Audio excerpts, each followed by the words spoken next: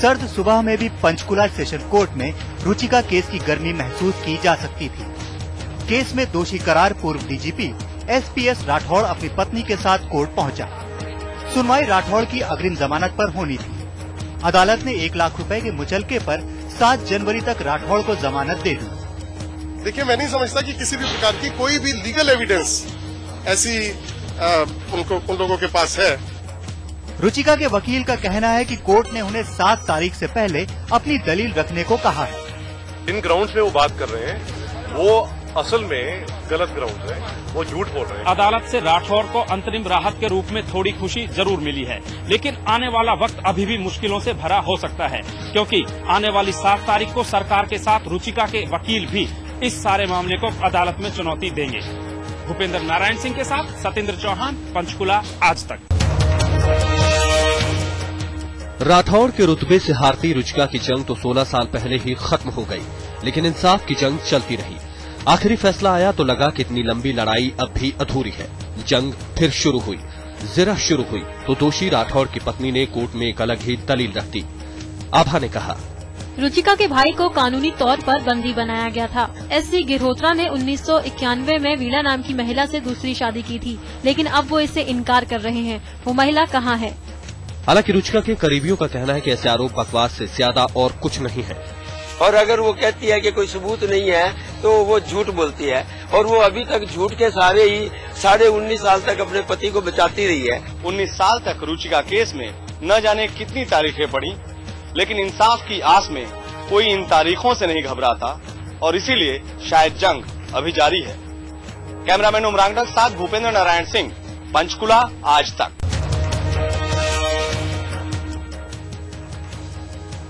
देश के बेहद प्रतिष्ठित संस्थानों में से एक एफटीआईआई से रातों रात एक लड़की को पुलिस उठाकर ले जाती है और फिर नेपाल भेज दिया जाता है।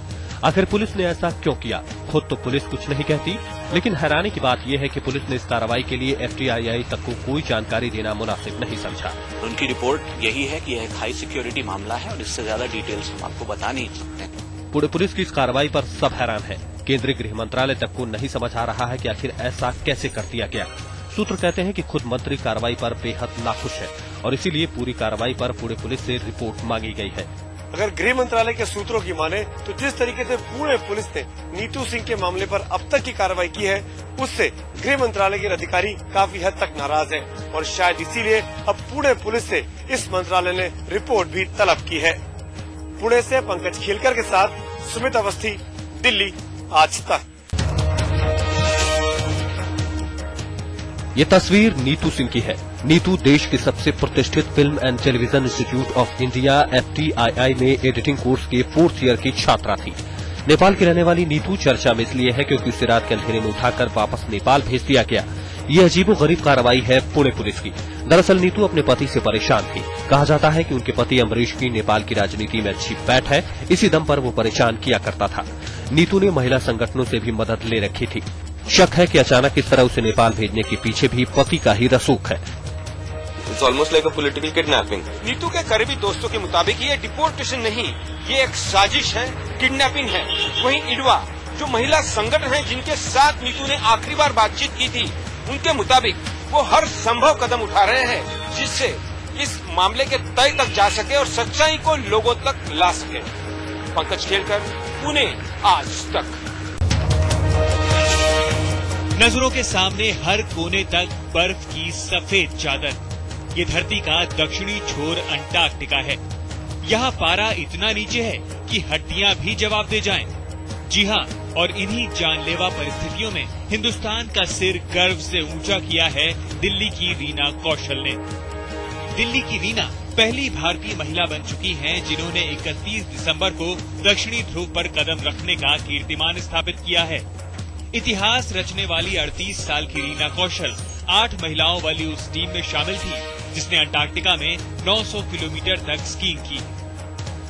रीना उस टीम का एक हिस्सा थी जिनमें 8 देशों के सदस्य शामिल थे, जिनका रिश्ता 5 महादेश और 7 भाषाओं से था। अपनी इस नायाब उपलब्धि पर टीम का हर एक सदस्य फख्र महसूस कर रहा है। रीना की ये कामयाबी यकीनन भारत के लिए नए साल का एक अनोखा तोहफा है। आज तक ब्यूरो।